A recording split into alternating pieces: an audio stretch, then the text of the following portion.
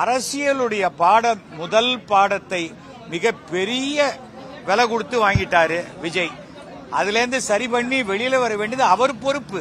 அவர் மற்றவர்களை குற்றம் சொல்றது எந்த அர்த்தமும் கிடையாது. அதை தெரிஞ்சுக்கணும். முதல்ல ஒரு யார் பெரிய மனுஷன், சாரிப்பா நான் தப்பு பண்ணிட்டேன் என்ன மன்னிச்சிருக்கேன்னு கேட்கறவன் தான் பெரிய மனுஷன்.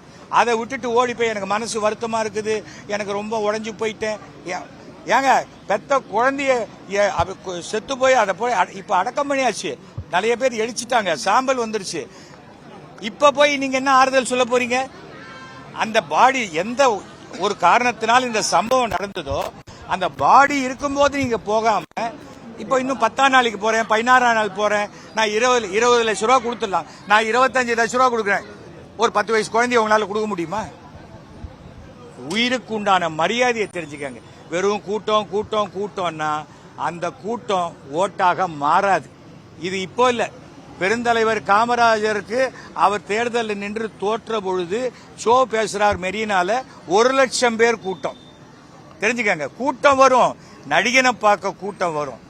ஆனால் அந்த நடிகர் வாழ்க்கையில் என்ன செய்திருக்கிறார் என்பதை புரிஞ்சுக்கணும். நான் 53 தடவை பிளட் கொடுத்திருக்கேன், விஜய் கொடுத்திருக்காரா? நான் 600 அனாதை பிணங்களை அடக்கம் பண்ணிருக்கேன், விஜய் கொடுத்திருக்காரா? அப்படி பார்த்தால் நான் விஜயை விட பெரிய நடிகர் இல்லை. ஆனால் விஜயை விட அந்த நல்ல மனிதன்கிற பேரை எடுக்கிறதுக்கு ஒரு தலைவன் கத்துக்கணும். சிஎம் அரெஸ்ட் பண்ணுங்க, என்ன சிஎம் அரெஸ்ட் பண்ண மாட்டார், தமிழக அரசு விஜய் அரெஸ்ட் பண்ண மாட்டார். அந்த சிம்பத்தியை வாங்கிக்கிட்டு அதன் மூலம் ஏதாவது கெயின் பண்ணலாம் நினைச்சா அதுவும் விஜய்க்கு தோல்வியாகத்தான் போகும்.